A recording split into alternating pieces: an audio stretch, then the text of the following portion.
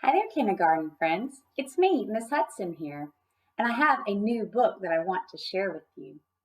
It's not a storybook, though. This book is nonfiction, and that means that my new book is full of real information. Nonfiction books aren't like stories with characters and settings.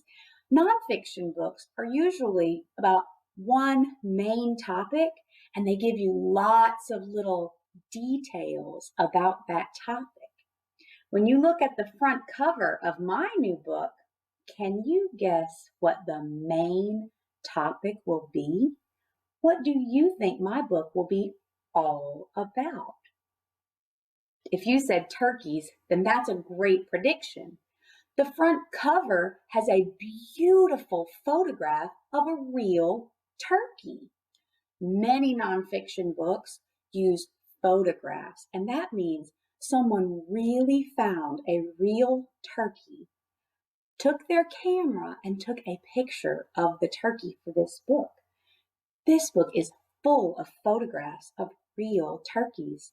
And if you like using a camera or a phone to take pictures, you might be a photographer when you grow up. That's a real job to help make the books like this. Animals on the Farm, Turkeys. We're going to look inside this book and see if we can learn more about the main topic. So I want you to really listen when we read it for little details or pieces of information about turkeys. Before I read, I looked at the front cover to see what I could learn, and I also want to look at the back cover, and I'm really glad I did because on the back cover I found a series of books all about different animals. A lot of books have their series pictures on the back.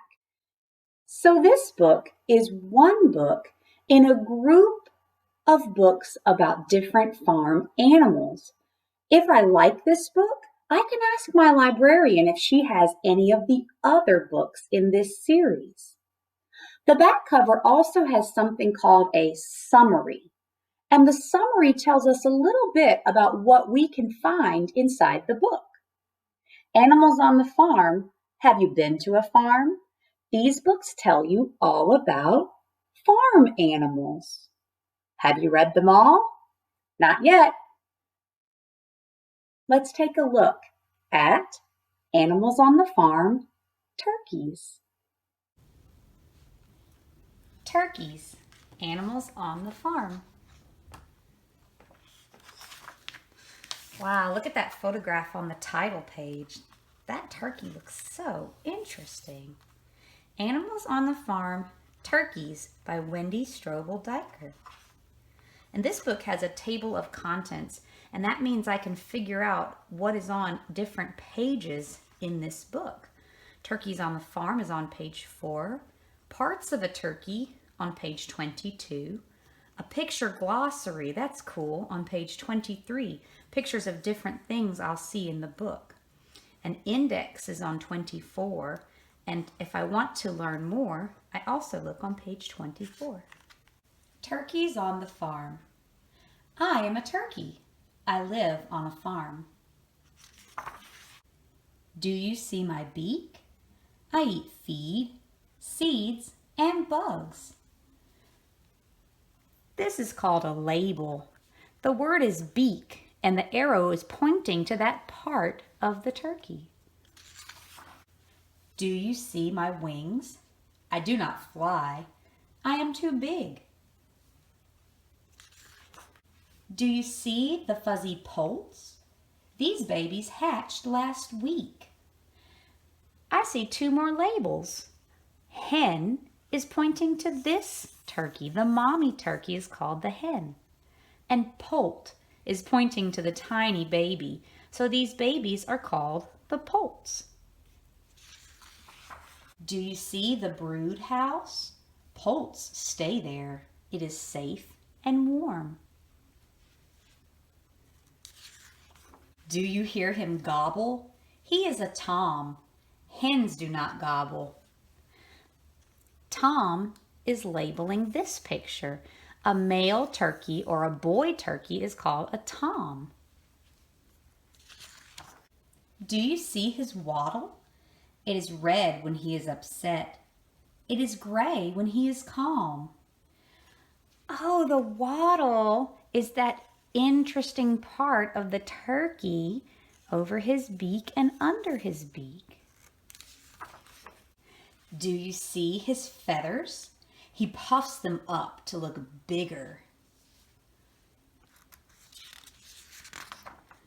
Look at him strut. Hens like a big tom that struts. His strut is his walk. He's walking like he's really big and tough. I see lots of labels.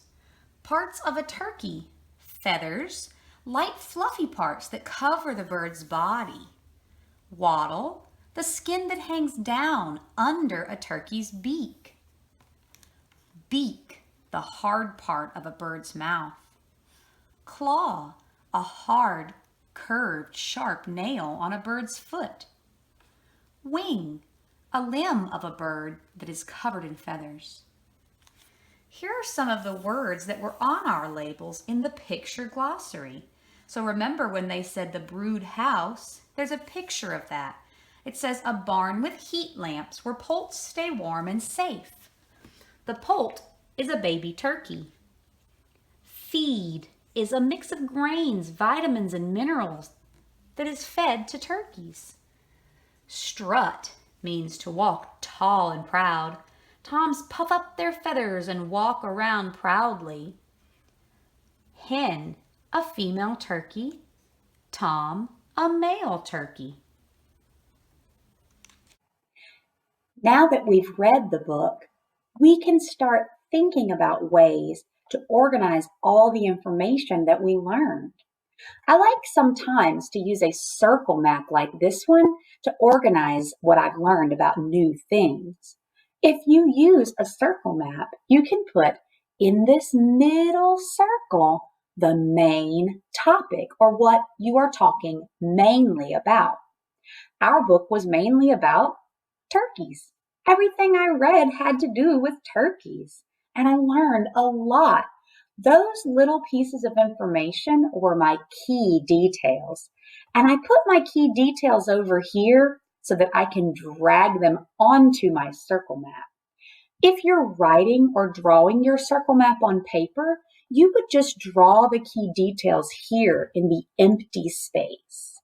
So first, I found this key detail really interesting, that a girl turkey is called a hen.